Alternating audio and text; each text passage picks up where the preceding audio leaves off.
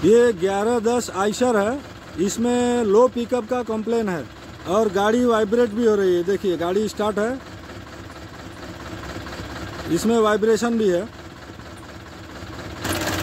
ये इंजन इसका स्टार्ट है और इसके अंदर बहुत ज़्यादा वाइब्रेशन है। इसका हम इंजेक्टर का एक पाइप खोल के चेक करते हैं क्या कंडीशन है। हाँ, पाइप ढीला कर। ये पाइप ढीला किया है, एक ही नोजल पाइप ढीला हुआ है और ये गाड़ी देखिए बंद हो गई। मतलब फ्यूल का प्रेशर अचीव नहीं कर रहा है पंप।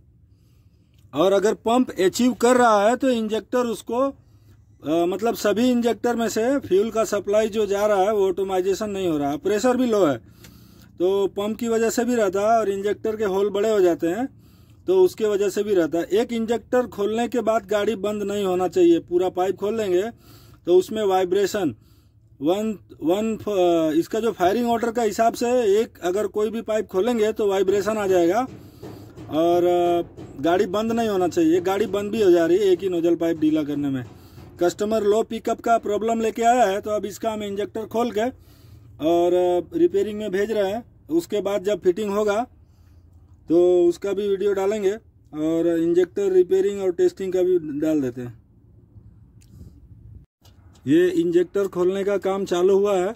इंजेक्टर खोल के पहले सब इंजेक्टर बदली करके एक बार इंजेक्टर लगा के देख लेते हैं।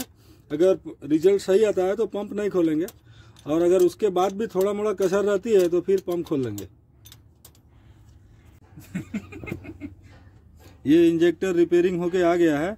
इंजेक्टर के ऊपर के साइड में जो नोजल का वाइसर जिसको बोलते हैं वो है और उसके जस्ट नीचे वो डिस्टेंस वाइसर है। तो कभी भी नोजल खोलें फिटिंग करें तो ये नोजल वाइसर के नीचे वो डिस्टेंस वाइसर जो होता है उसको संभाल के रखना है। और फिटिंग के समय सब में एक एक है कि नहीं, और अगर पतला सिम्स भी है तो दो दो है तो दो दो सब में होना चाहिए। मतलब किसी का हाइट कम या ज़्यादा पिस्टन के कंबंसन चेंबर पे ज़्यादा कम नहीं होना चाहिए। दूसरा,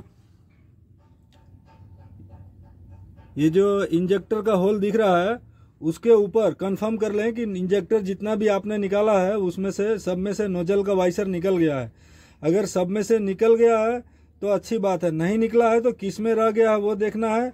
और अगर सब निकल भी गया तो उसके अलावा पहले से किसी ने डबल वाइसर छोड़ा हुआ तो नहीं है, वो भी ध्यान देना है। अगर वो परफेक्ट रहेगा तो इंजेक्टर की हाइट सेटिंग पे रहेगी और सब में से सेम लेंथ में फुल इंजेक्ट होगा और वो वाइब्रेशन गाड़ी का कम होता है। अभी इंजेक्टर फिटिंग करेंगे हम। ये इसको इस तरह से, ये देखिए ये नोजल वाइसर के अंदर के भाग में डिस्टेंस वाइसर भी है, एक ग्रीस लगा है इसलिए दिख नहीं रहा। इस गाड़ी के अंदर हमने जब ये नोजल पाइप ढीला किया था तो ये नोजल पाइप के साथ नोजल ऐसा थोड़ा थोड़ा मूव कर रहा था। मतलब नोजल को कंप्रेस करके जो रखने का स्टैंड है, ये वाला स्टैंड है, इसके अंदर ये बोल्ट लगा है। ये बोल्ट जिस होल में टाइट होता है उसके अंदर मिट्टी कचरा रहेगा, बोल्ट टाइट हो जाएगा। ये बोल्ट जो है वो टाइट हो जाएगा, लेकिन ये सामान जो अपना इंजेक्टर को टाइट करना है, सामान टाइट नहीं होगा, बोल्ट टाइट हो जाएगा इस तरह से और ये ढीला रहेगा, ये स्टैंड ढीला रहेगा तो इंजेक्टर भी ढीला रहेगा। तो कभी भी ये स्टैंड का जो होल है उसको सही तरह से साफ कर ले, ये चार के चारों, ताकि वो इंजेक्टर को फुल कंप्रेस करके रखे उसकी जगह पे। ये इंजेक्टर का काम हो गया है। इंजेक्टर का काम करने के बाद हमने टेपर सेटिंग भी चेक किया है। एक दो वाल में एरर था, वो हमने सेटिंग किया है। थोड़ा क्लियरेंस कम था, उसको हमने पूरा क्लियरेंस दिया है।